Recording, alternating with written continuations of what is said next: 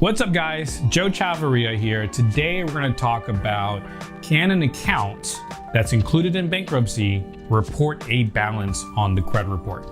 So we'll unpack that plus a lot more in today's new episode of the Joe Credit Show. So before I begin, little disclaimer, everything I'm going to go over, I'm going to just kind of read off a court case. I'm not giving any legal advice. I'm not an attorney. This is purely just information that I'm just kind of translating, interpreting to what does this mean for the average consumer, so you kind of know exactly what to do with this information. Because a lot of these court cases, a lot of these credit cases that those credit scenarios that go to court, a lot of these have ramifications, and these court cases are, once they're filed and finalized and the judge rules in one way or the other, they have some ramifications to the average consumer. But of course, a lot of people are not aware of it, so I want to make sure you're aware of it. So let's get started. So again, if you file bankruptcy before and the account is discharged in bankruptcy, meaning that you no longer owe the debt, then can that same company report a balance? So this has to do, this sheds a lot of light on this subject. And the case involves Ewert versus FD Holdings LLC, which they do business as Factual Data. So Factual Data is one of the credit reporting agencies that are out there. The hidden ones people don't know about. People know Experian, Equifax, TransUnion. Those are the three main credit reporting agencies, but there's some little ones or mini ones or hidden ones that are also credit reporting agencies, but you don't really hear a lot about them. So Factual Data is one of them. So the plaintiff in this scenario, which is Lance Ewert. So Lance filed bankruptcy in 2017. And Lance had also included his Chase credit card in the bankruptcy, and it was discharged, meaning the obligation to repay that debt he was alleviated from having to do that. So the account is discharged. Lance doesn't have to pay it. His bankruptcy took care of that. And so Lance had actually brought up a Fair Credit Reporting Act lawsuit against Factual Data for reporting that the Chase card looked like it was reporting that it was still due and it was still owing. And the reason behind that, the reason behind that is because the account still had a balance. So on his credit report, the Chase card did have the comments which would say the account was included in bankruptcy. I do quotations because it's a comment. It's in the remarks section of the account. It says account included in bankruptcy. And there still was a balance. There was a $2,000 balance, $2,066 to be exact, as opposed to a zero balance. So the reason why this suit came up and the basis for the argument was because Lance's position on this is if the account is discharged in bankruptcy, I don't have the responsibility to pay it. Shouldn't it be zero? Why is there still a balance? So, and I see his point on that. It's a good argument. And there's a really fine line there. So the Fair Credit Reporting Act has to do with a lot of accuracy in reporting, maximum possible accuracy, data integrity, that kind of thing. And so the question when you bring up an FCRA lawsuit is this account violating any of the statutes within the Fair Credit Reporting Act? Meaning that is it inaccurate? Is it misreported?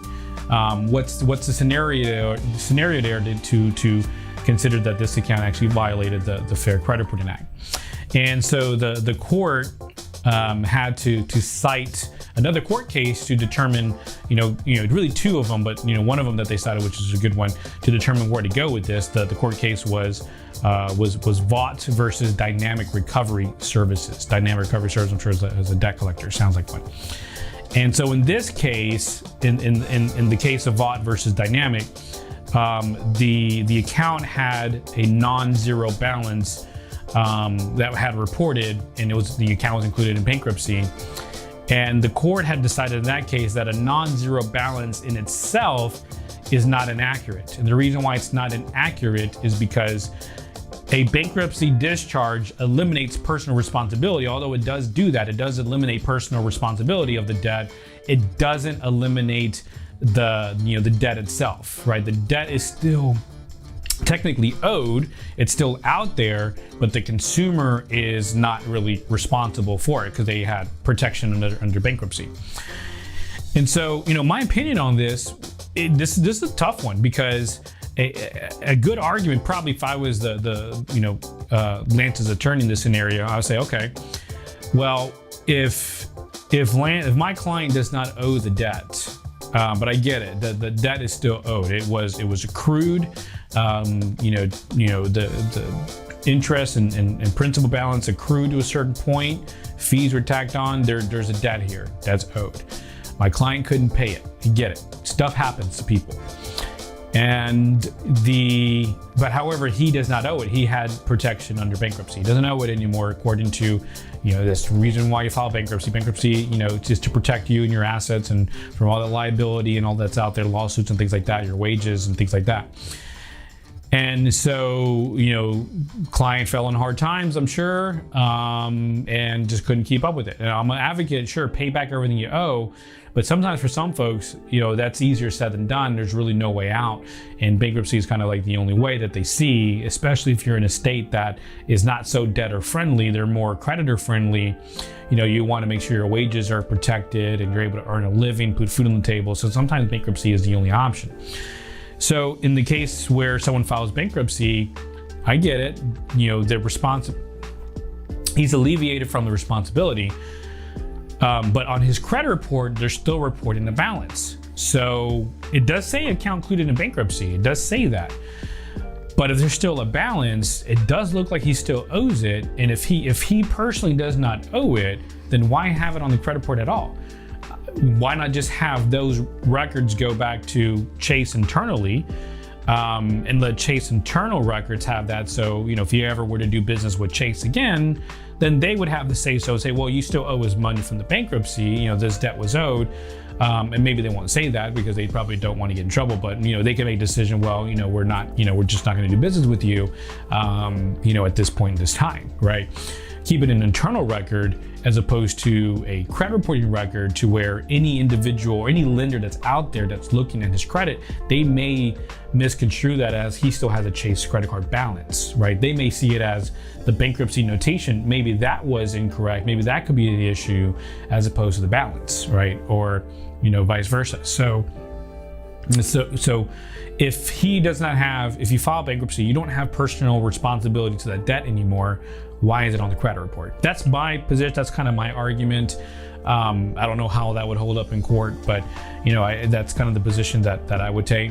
So again, under the FCRA, will this survive a motion to dismiss? In terms of, is this account inaccurate? Right? Under the FCRA, it has to meet that standard. Is this account inaccurate? So the court says no. The account's not inaccurate. But we want to also look at, what does Metro 2 say? So Metro 2 is essentially the language that credit reporting agencies and creditors use to communicate to one another. It's how they report data. It's in a certain language called Metro 2. So there's a Metro 2 manual. So let's see what Metro 2 says. So Metro 2, which is the second version of Metro, there's Metro and there's Metro 2. Metro 2 is now the version in the language that creditors are required to report in, and credit bureaus are required to communicate back. So Metro 2 is the language as of today.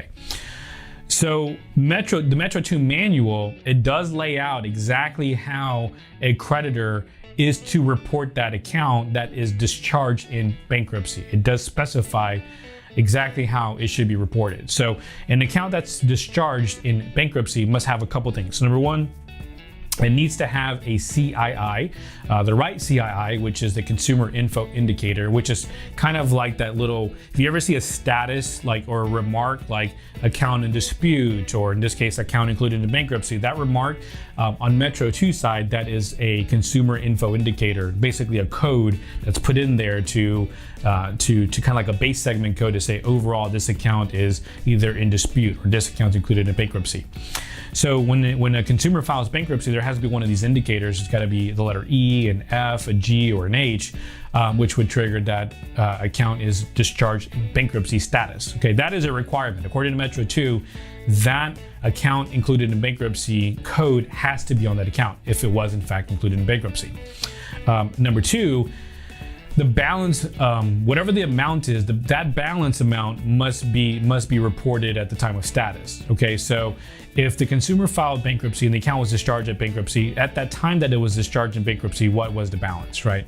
So in that case where Lance sued Factual Data, Chase Card had that balance. That was reported, that probably was correct. That's why the account was not deemed inaccurate. That was the balance at the time of the discharge. Okay, so the way Metro 2 specifies it, which they're not going to put something in there that's going to get the creditors in trouble or open to a lawsuit. They're going to obviously do, hey, this is what the law says, or this is what the FCRA says. So you can report a balance. You can report a zero balance. You can report the balance. Just don't report more than what is owed. That's for sure. That'll get you in trouble. But technically, you can report a balance. So reporting a balance is in itself not inaccurate. It is fine to do.